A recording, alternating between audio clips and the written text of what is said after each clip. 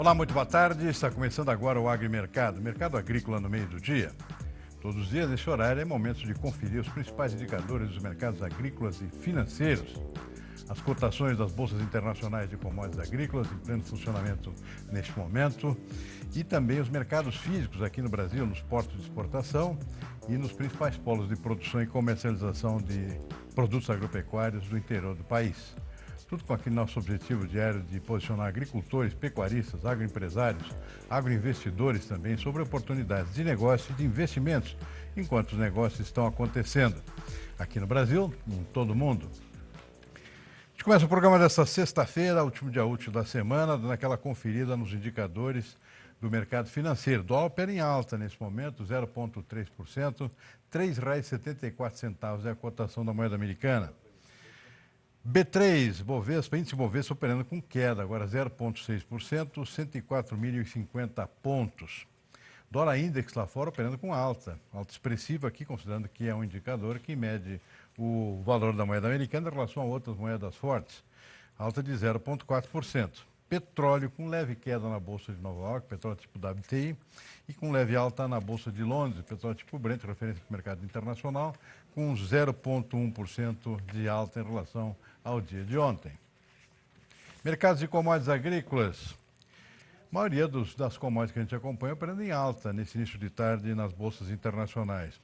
Soja em Chicago está disparando agora 2,5%, milho também sobe bem, 1,8%, trigo não é diferente, alta de 2,6%.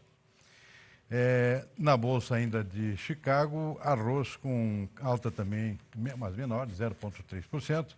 Nova York, a única destaque negativo aqui é o café. O café sobe um dia, cai no outro, está caindo agora 0,9%. Demais commodities negociadas na Bolsa Nova-Iorquina com alta. Algodão sobe bem, 2 pontos percentuais nesse momento. Açúcar também, 0,3%. Suco de laranja está dando uma disparada de 3%. E o cacau também sobe 1,4%. E a consultoria Safras e Mercado divulgou hoje seu levantamento sobre as primeiras intenções de plantio para a próxima safra de grãos.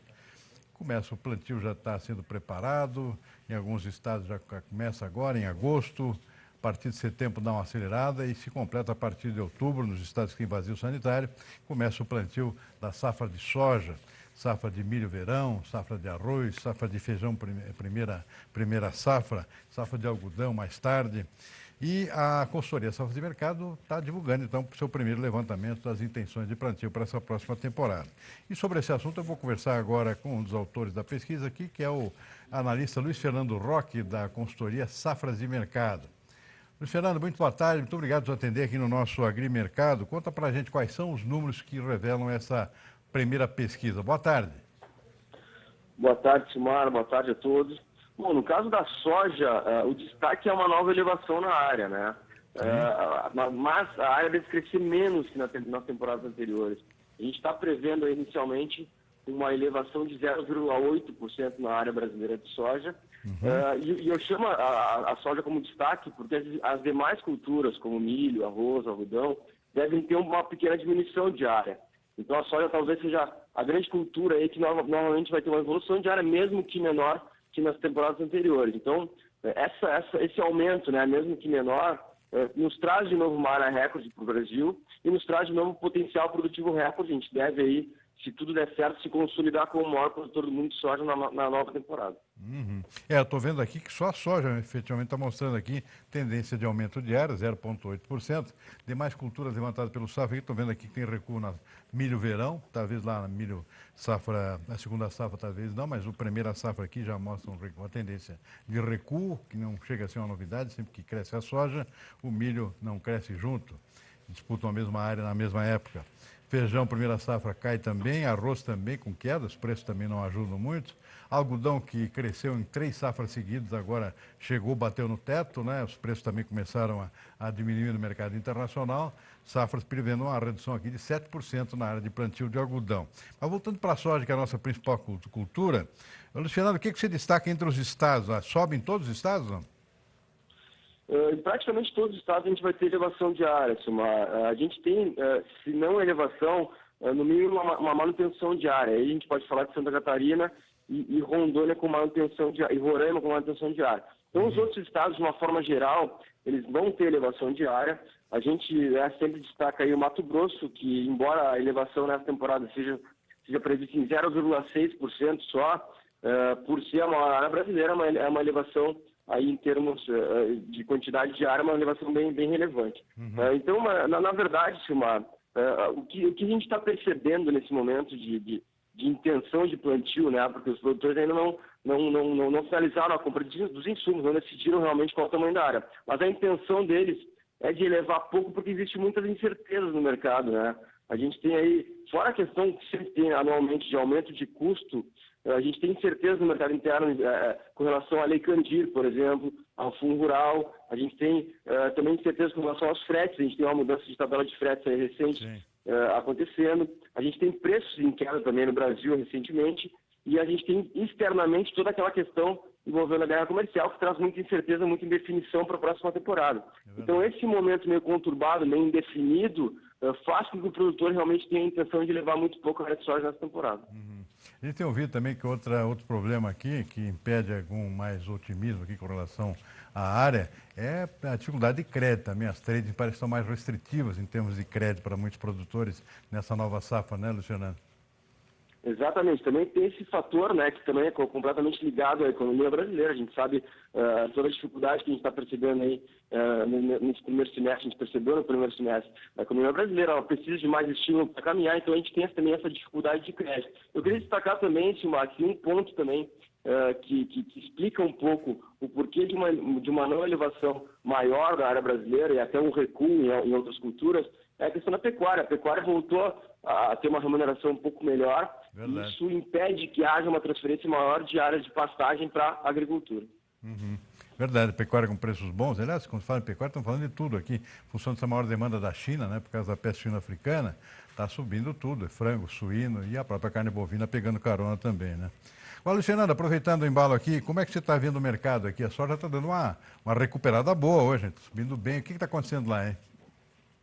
Verdade. Chicago está basicamente se recuperando das perdas que ele acumulou durante a semana. Né? Tu deve saber muito melhor que eu até, Silmar. A gente teve quedas muito relevantes ao longo dessa semana, em cima basicamente de um sentimento negativo com relação à guerra comercial, mas também com uma melhora climática prevista para o meio oeste americano, com temperaturas mais baixas, com o retorno da chuva aí nos próximos dias. Isso ajudou Chicago aí a trabalhar em níveis bem mais baixos na semana. E o que a gente está percebendo hoje é basicamente embora bem relevante essa alta de hoje, é uma questão técnica, os fundos voltando aí, aproveitando os preços baixos, e também tem um pouquinho aí de clima, que acho que a última semana de julho, aí os mapas agora estão indicando que vai ser muito seca nos Estados Unidos, e isso pode também abrir espaço aí para uma correção positiva no mercado.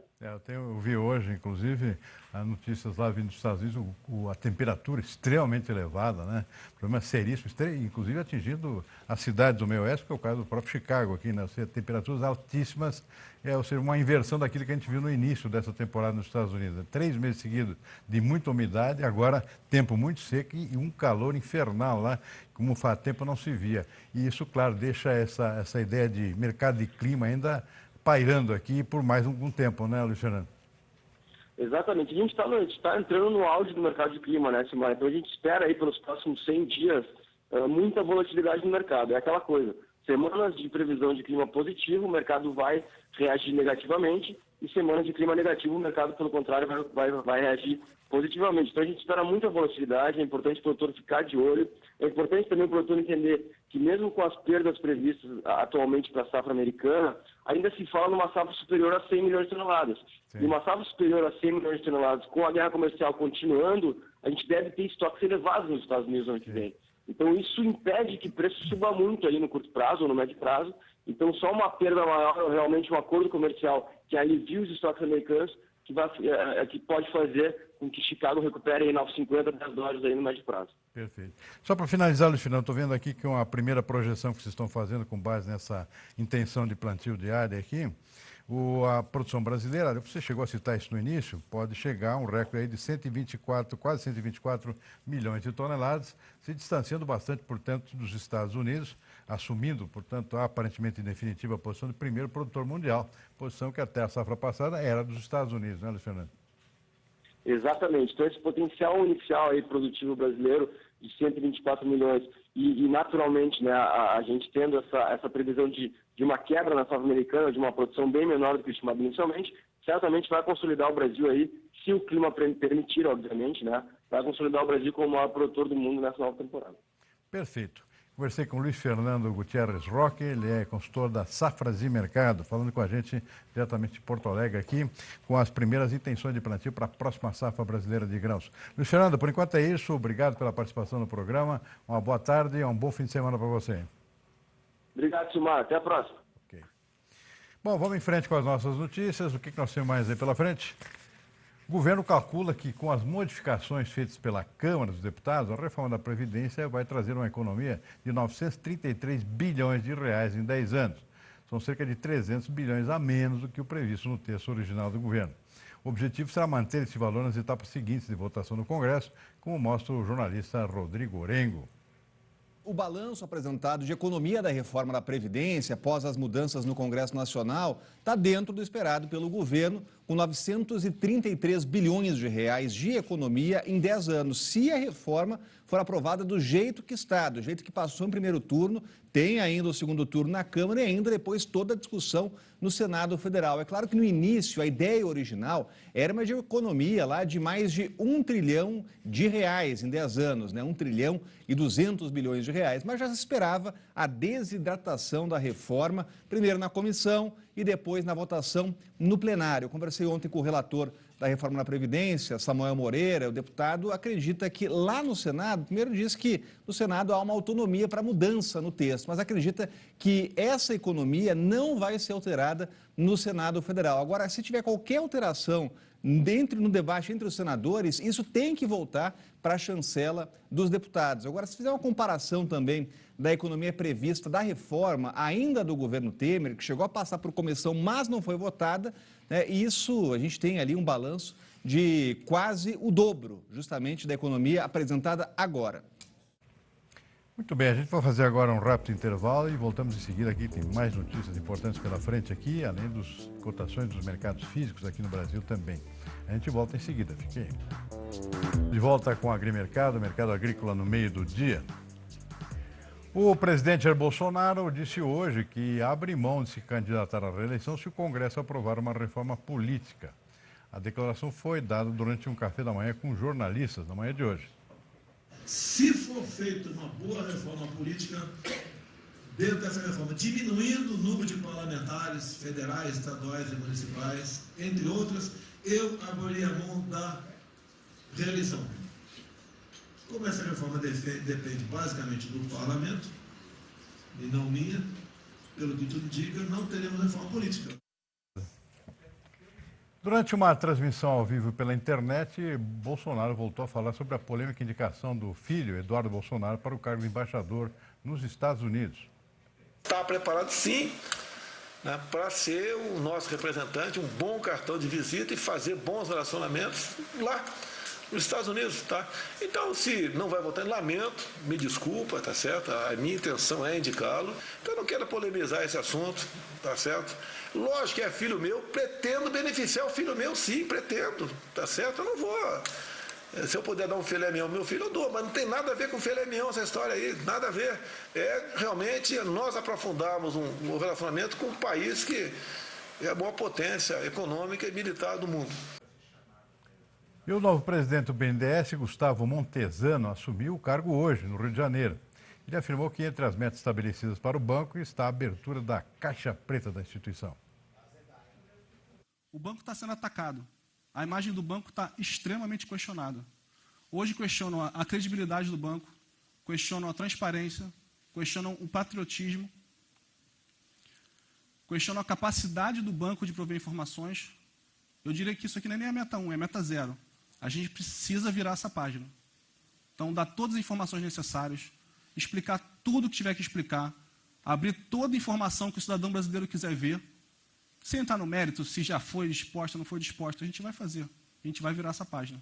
Porque se a gente não conseguir virar essa página, isso aqui vai ficar uma nuvem cinza em cima do banco, como está sendo há anos, e o banco aos pouquinhos vai deteriorando sua imagem, deteriorando sua credibilidade, as pessoas não vão querer se aproximar da gente. Então esse aqui é o marco zero da nossa estratégia. A gente precisa virar isso aqui, recuperar nossa credibilidade, mostrar para o povo brasileiro que nós somos sim patriotas, que nós somos sim transparentes, e montar o banco de serviço. E a Petrobras anunciou hoje uma redução nos preços do diesel e da gasolina vendidos pelas refinarias aos distribuidores a partir dessa sexta-feira. O preço da gasolina caiu 4 centavos para R$ 1,64 o litro. O diesel também teve redução de 4 centavos para R$ 2,02. Os preços seguem as cotações internacionais. Desde a adoção do novo formato na política de ajuste de preços em 2017, a gasolina acumula alta de 25% nas refinarias. Já o diesel teve um aumento de 48%. E a China confirmou hoje que integrantes do governo chinês e dos Estados Unidos conversaram sobre a disputa comercial pelo telefone, mas diz que ainda há um longo caminho pela frente até se chegar a um acordo comercial. O Ministério do Exterior declarou que delegações discutiram como implementar o consenso conquistado entre os presidentes dos dois países no encontro do G20 em Osaka. O porta-voz da pasta lembrou um ditado chinês que diz que uma jornada de milhares de milhas começa com um pequeno passo e que esse ditado pode ser aplicado à situação entre Pequim e Washington.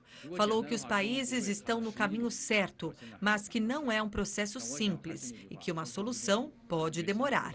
Ainda destacou que determinação, confiança e perseverança são necessários em busca de resultados benéficos para Estados Unidos e China. É importante ficar de olho nessas conversações, essa retomada das negociações entre Estados Unidos e China, porque isso tem impacto muito direto nos mercados de commodities aqui de interesse do Brasil, especialmente nos casos da soja e do algodão, já que são dois produtos que os chineses importam muito, têm concentrado suas compras aqui no Brasil, deixando de comprar nos Estados Unidos em função da guerra comercial entre os dois países. Portanto, qualquer avanço nessas negociações acaba impactando isso e nos impactando aqui no Brasil como consequência. A gente vai fazer mais um rápido intervalo e voltamos daqui a pouquinho para mais informações aqui, especialmente sobre as cotações nos mercados físicos aqui no interior do Brasil. A gente volta já. Estamos de volta com o Agrimercado, mercado agrícola no meio do dia. E ontem, durante a cerimônia em comemoração aos 200 dias de governo, o presidente Jair Bolsonaro anunciou um pacote de medidas para estimular a economia, que até agora deu poucos sinais de recuperação. Na ocasião, Bolsonaro também assinou uma lei que regulariza a venda de produtos artesanais de origem animal em todo o país. O evento realizado no Palácio do Planalto reuniu ministros, parlamentares, além do vice-presidente Hamilton Mourão. No discurso, Bolsonaro elogiou os dirigentes das pastas e ressaltou que em 6 meses de mandato não houve nenhuma denúncia de corrupção no governo. Então nós temos, todos nós, um grande desafio pela frente. É entregar em 23 ou 27 um Brasil melhor para quem nos suceder. O presidente Jair Bolsonaro regulamentou também o projeto de lei que cria o Selo Arte, que permite a venda de produtos artesanais de origem animal em todo o país. Até então, essa comercialização só podia ser feita em regiões onde os produtos eram fabricados e fiscalizados. Com o selo, o governo espera incentivar a produção de mel, embutidos e queijos artesanais. A primeira etapa de aplicação do selo Arte será para produtos lácteos, especialmente queijos. Segundo a ministra da Agricultura, Tereza Cristina, cerca de 170 mil produtores de queijos artesanais serão beneficiados. Agora eles vão poder acessar grandes mercados e aumentar a renda das suas famílias. E por que não? Exportar para a União Europeia, com a identificação geográfica dos nossos produtos. O produtor rural João Carlos Leite, presidente da Associação dos Produtores de Queijo Canastra, fez um breve discurso na cerimônia. Para ele, a medida corrige uma injustiça no setor. O Brasil finalmente reconhece que é possível produzirmos alimentos agroartesanais com segurança e de alto valor agregado. O Brasil reconhece que a agroindústria e o agroartesanal merecem respeito do Estado. É isso aí. E foi um pouco frustrante essa cerimônia de ontem, porque uma das principais decisões que seriam anunciadas ficou para a semana que vem, que é a liberação de recursos do Fundo de Garantia, tanto de ativos, de contas ativas como inativas, e também do PIS/PASEP. Era um pacotão realmente para dar uma reanimada à economia. Se falava em entrada, injeção de recursos de 63 bilhões de reais. Ficou tudo para a semana que vem, possivelmente não vai ser esse valor todo aqui. Tem uma desidrataçãozinha, especialmente no caso do Fundo de Garantia, por de reclamações aí da indústria imobiliária aqui, que teme perda de recursos com essa liberação aqui, fora de hora aqui, de recursos que financiam a construção civil aqui no nosso país. São os recursos do Fundo de Garantia. Muito bem, vamos em frente aqui com os nossos indicadores. Dólar segue operando em alta agora, 3,74, é isso? Que mais? Bovespa opera em queda, 0,6%. Bolsas internacionais, café caindo, café arábica caindo na Bolsa de Nova York, 1 ponto percentual. Algodão subindo bem, 1,8%. E os grãos de Chicago também estão dando uma disparada hoje, depois de vários dias de queda. Hoje é um dia de recuperação. Vamos dar uma olhada na soja aqui, olha aí, ó. 22 pontos de alta, é uma alta expressiva aqui. Mercado basicamente buscando aqui uma recuperação depois de 4 dias de queda. São alguns fatores técnicos aqui, mas também preocupações aqui. Primeiro, no final de semana, para não deixar posições aqui, muitas posições em aberto, nós estamos refletindo aqui a possível volta de preocupações com o clima também nos Estados Unidos. Clima muito quente, muito calor nas regiões produtoras americanas. E isso pode fazer com que o mercado volte a oscilar bastante durante a próxima semana, em função do chamado mercado de clima. Então está aí, soja hoje disparando aqui, 22 pontos acima de ontem. Vamos ver o milho. O milho também está subindo bem. 6 a 7 pontos acima do fechamento de ontem. O milho também dando uma recuperada aqui depois de vários dias de queda. Ontem tinha caído bastante o preço do milho no mercado internacional. Vamos ver o mercado físico aqui, soja ainda refletindo a queda de ontem, o câmbio também caiu. Paranaguá estável, R$ 78,00, Passo Fundo com queda de 0,7%, Cascavel estável, Rondonópolis menos 0,7%, Sorriso também caindo 0,8%. Deve dar uma melhorada agora à tarde, é bom ficar de olho, em função dessa disparada lá em Chicago. Rio Verde e Goiás menos 0,7, de ontem para hoje, sempre relembrando. Dourados também com a queda percentual semelhante. E não é diferente em Barreiras e Balsas, só em Uberlândia aqui preço estável. O que mais? Milho. Milho sim, caiu bastante, em função da forte queda de ontem aqui. Então, de ontem a fim da tarde para hoje, ainda queda de 5 pontos percentuais aqui em Paranaguá. Pode ser que isso reverta agora com essa virada lá em Chicago. Campinas, menos 3,8%. Cascavel, menos 3%. Sorriso, menos 4%. Rondonópolis, menos 1,8%. O que mais? Rio Verde também com a queda menor, 1,7%. Dourados, estável. Erechim, estável. E Uberlândia, menos 1,5%. O que mais? Boi Gordo, estabilidade na maior parte das praças. Campo Grande, uma exceção aqui, com queda de 0,7% para R$ 143,00 arroba. O que mais? Triângulo Mineiro estável. Oeste Gaúcho também, sem alterações. E uma queda de 0,7% aqui no sudoeste de Goiás, R$ 142,00. E o café com estabilidade. Tivemos preços aqui em alta ontem, o câmbio não ajudou muito, e os preços ficaram parados aqui na mesma faixa, pelo menos por enquanto. Pode ter alterações no decorrer da tarde. O mercado segue em andamento, não fechou ainda, portanto é bom ficar de olho. A gente vai ficando por aqui com o nosso Agrimercado dessa sexta-feira. Olha, e você pode rever todo o conteúdo dessa edição no site tvterraviva.com.br ou no novo aplicativo aqui do canal, que é disponível no Google Play. É o Tá Na Mão. Uma boa tarde a todos, um bom final de semana e até segunda-feira.